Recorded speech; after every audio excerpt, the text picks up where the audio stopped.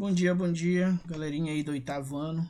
Vamos dar continuidade aí ao nosso assunto. A gente está falando sobre Revolução Francesa, tá? Nas últimas aulas, nós falamos aí a respeito da França, que ela estava em crise econômica no governo de Luís XVI, que o rei era absolutista. Tínhamos a divisão da sociedade em 3 estados, primeiro, segundo e terceiro. Primeiro o clero, segundo a nobreza e o terceiro o povão, a burguesia, os camponeses. Desses, o primeiro e o segundo estado eram os favorecidos, né? Eram os privilegiados, não pagavam impostos, recebiam pensões do estado, tinham os melhores cargos administrativos, e o terceiro estado era quem sustentava tudo isso aí. Essa crise toda fez com que o rei convocasse os estados gerais, que era a reunião de representantes dos 3 estados para decidir como iriam resolver a crise.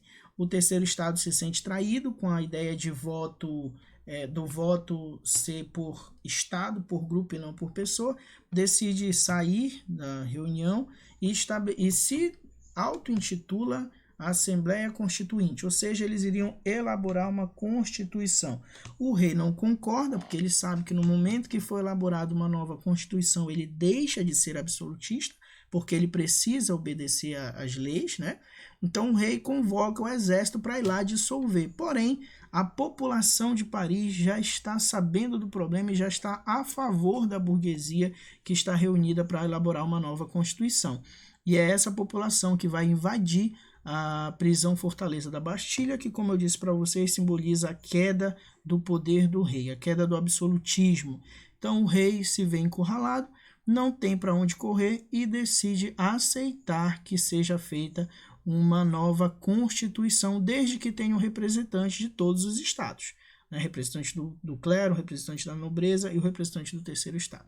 E assim vai ser feito, tá, gente? Então hoje a gente volta falando aí da Assembleia Nacional Constituinte. Essa Assembleia, gente, ela vai organizar o governo na França de 1789 até 1792. Importante você entender que o rei não foi destituído, tá? O rei continua sendo rei, porém ele está sendo controlado aí pela Assembleia Nacional Constituinte, tá? Mas ele continua sendo o rei. Um dos documentos mais importantes do período é a Declaração dos Direitos do Homem e do Cidadão. Esse documento, gente, trazia em si a ideia iluminista de liberdade e igualdade para todos os homens, né? Para todo cidadão. Porém, aquela ideia de que todos são iguais perante a lei, ela meio que é representatividade aqui dessa Declaração dos Direitos do Homem e do Cidadão, tá? Todos seriam iguais perante a lei. Porém, a gente vai perceber mais lá na frente que não vai funcionar dessa forma, tá? Depois da Constituição elaborada, e aí eu vou falar daqui a pouco para vocês alguns pontos importantes dessa Constituição, ela foi levada para que o rei assinasse, né? O documento só valeria com a assinatura do rei. O rei não quis assinar. O Luís XVI, ele vai dar uma de rebelde e decide não assinar a Constituição. Nesse momento, gente, a revolta mais uma vez vai para as ruas. E aí é importante a gente ressaltar a presença feminina, a figura feminina nesse processo revolucionário. Porque, basicamente, os revoltosos vão invadir o Palácio de Versalhes, vão obrigar o rei a assinar a Constituição. Depois que ele assina a Constituição, eles tiram o rei do Palácio de Versalhes e levam para Paris, um outro palácio onde o rei estaria mais próximo ali das camadas revolucionárias, então seria mais fácil controlá-lo, tá? E aí eu botei aqui 2 imagens para vocês, uma charge, né? Aqui as mulheres indo para o Palácio de Versalhes, o soldado ri, né? Pensa que elas vão lavar a roupa do rei, e aí aqui representando que elas mataram ele, né? Botaram a cabeça dele enfiada aqui na lança.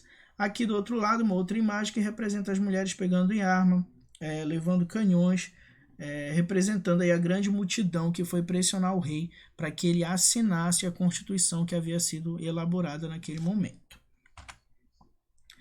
Aqui alguns pontos importantes dessa nova Constituição, gente.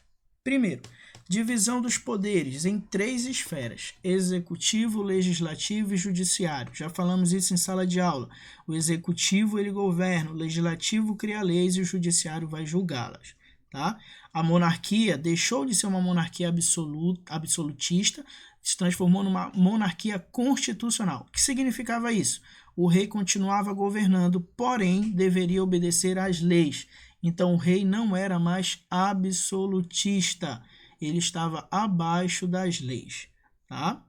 O legislativo vai dominar o rei, a política externa e o exército. Com o tempo, gente, o legislativo ele se torna elitista, seletivo.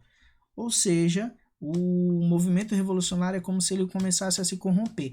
Aquela ideia lá na frente de igualdade, liberdade, ela não vai servir muito, porque, por exemplo, mulheres, camponeses, trabalhadores pobres em geral, eles não tinham participação na política. Então, o movimento lutou, utilizou-se das camadas populares para conseguir o seu objetivo, mas na hora de formular leis que abrangessem a totalidade dos cidadãos, eles não vão fazer por aí. Tá? Alguns privilégios também foram abolidos, como por exemplo pensões que o rei pagava para o primeiro e para o segundo estado. Tá? Então olha só, a gente está percebendo então que o movimento revolucionário ele não é unificado. Tá? Se ele fosse unificado, as melhorias, as reformas, elas serviriam para todos, mas não foi assim que aconteceu. E a gente tem um exemplo maior dessa divergência dentro do movimento revolucionário quando a gente vai falar dos grupos políticos que formavam a Assembleia Nacional Constituinte. Tá? Então, não eram todos que estavam dentro da Assembleia Nacional Constituinte que pensavam de forma igualitária. Nós tínhamos divergência de pensamentos. E aqui eu trouxe para vocês os 3 principais grupos. Eram 4 ao todo, tá? Tinha mais os montanheses, mas eles eram meio radicais, menos relevante eles. Os mais relevantes mesmo são os jacobinos e os girondinos, tá? Então vamos entender a divergência ideológica entre esses 2 grupos. Primeiro, gente, os jacobinos são representantes da baixa burguesia e do resto do povo, como por exemplo os sans-culottes. Tá? Então, eles seriam a parte da população pobre representada ali na Assembleia Constituinte. Eles queriam depor o rei, tá? Por isso eram considerados radicais. Ou seja, para eles não bastava só divisão de poderes, só leis para todos. Para eles tinha que tirar o rei do governo. E eles se reuniam do lado esquerdo do plenário. Então, essa nomenclatura de divisão, quando a gente fala de política entre direita e esquerda, ela começa desde o processo revolucionário francês. Tá? Então, do lado esquerdo estariam os jacobinos. Do lado direito estariam os girondinos, que é a alta burguesia. A burguesia é a parte da população que tem dinheiro, é a parte mais elitista da burguesia, do terceiro estado. Tá? Eles eram favoráveis a uma monarquia constitucional, ou seja, eles eram menos radicais. Eles não queriam tirar o rei, mas esse rei deveria obedecer à Constituição, obedecer às leis.